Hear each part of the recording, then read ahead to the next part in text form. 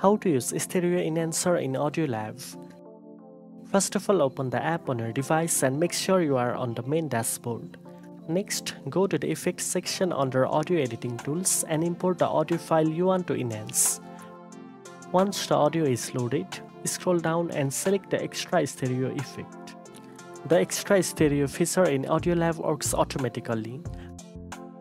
Once you tap it, the app instantly enhances the audio, making it sound richer, wider, and more immersive. There are no additional settings to adjust, so you can immediately preview the effect and hear the improvement. After applying the effect, tap Save to export your audio with the enhanced stereo quality. Now you know how to use Stereo Enhancer in AudioLab. If you found this video helpful, don't forget to like, share, and subscribe for more audio editing tips. Thanks for watching, and I'll see you in the next one.